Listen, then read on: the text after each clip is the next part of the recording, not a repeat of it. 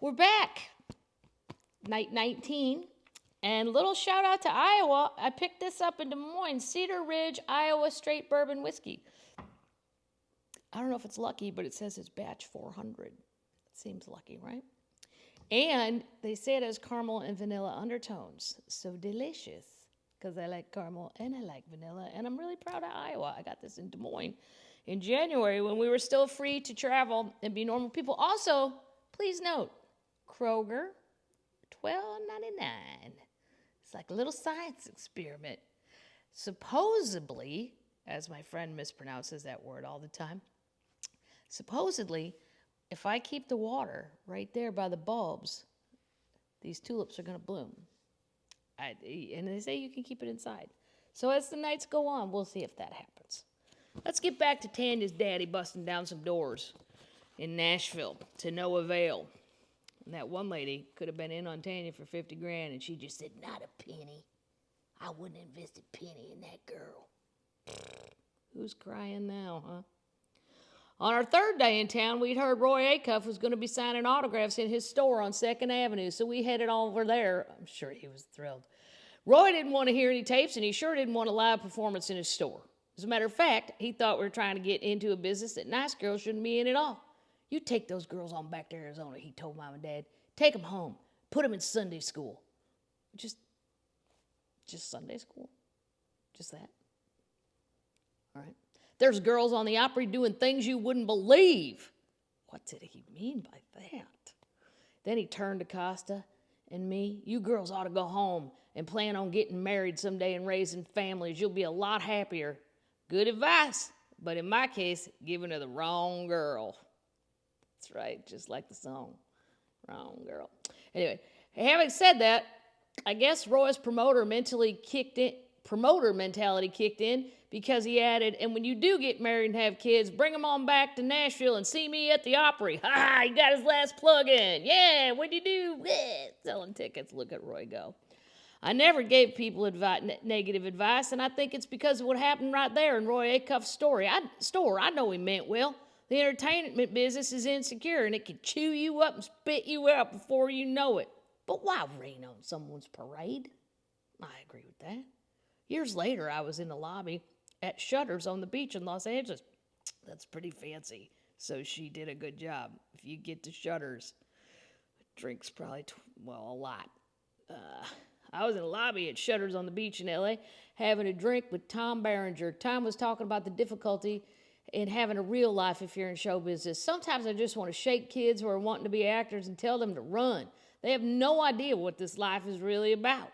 I told him about Roy Acuff and said that I didn't think it was any entertainer's job to discourage someone to wanting to get into the business, even if a person can't sing a lick. Tell them to keep right on trying. Well, no. Now, see, I disagree with that. This is where the SATs come in handy. They tell people, you suck at this. Don't keep trying that. Go try something else, is what God is trying to say. It was in The Sound of Music. When he closes a door, he opens a window. We all know the deal.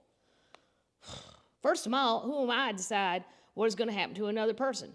It's like Billy Ray Cyrus once said, keep on swinging, you just might get a hit.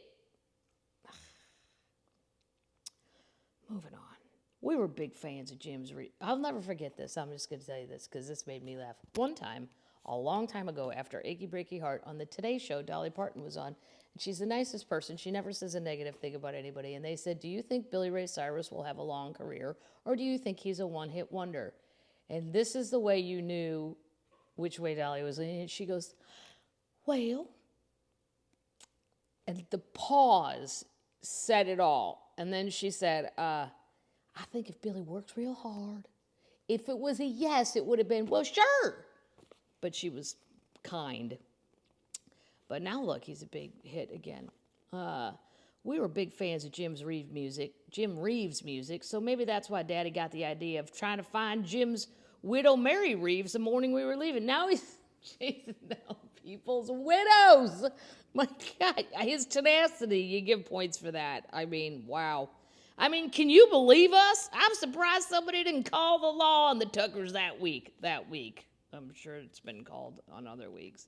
With the help of a Homes of the Stars map, Dad found out where Mary Reeves lived. We drove right up to the driveway and knocked on her door. Wonders of wonder, Mary opened the door, listened to our tales being turned down everywhere, and then invited us to sit in for some iced tea.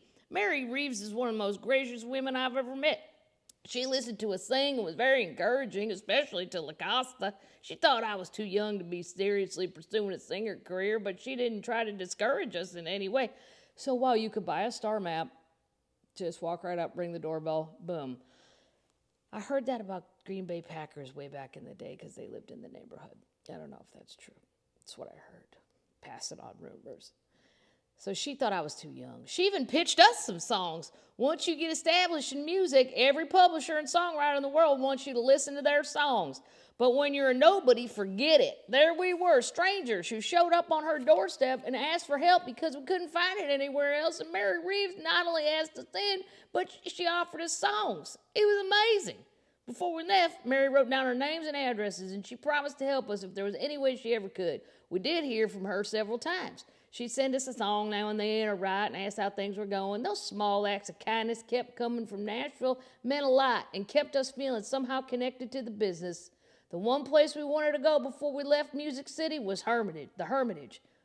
That's the home of Andrew Jackson, also known as the People's President. I bet his 800 slaves would disagree with that tagline, but that's what they named him. Unfortunately, we didn't know it cost money to get in. Well, why not just bust in? Why not just walk up and ask to speak to Andrew Jackson's great-great-grandson, daughter? And when Daddy counted up we had left, we had the choice of seeing Andrew Jackson's home or eating on the way back to Arizona.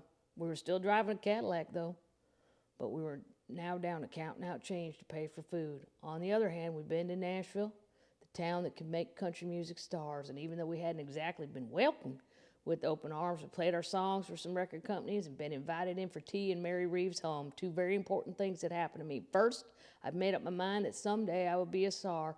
Second, I made up my mind that I'd try and never let my dad down again. I think we can stop there with 2 lessons that Tanya learned. Well, that's all I got for this night. We'll keep track of the tulips. Drink a little Iowa whiskey. It's cold. That's all I got. You just remember, keep trying. No matter what people say, keep trying. I completely disagree with that, but Tanya would tell you keep trying. Nickel dreams, baby.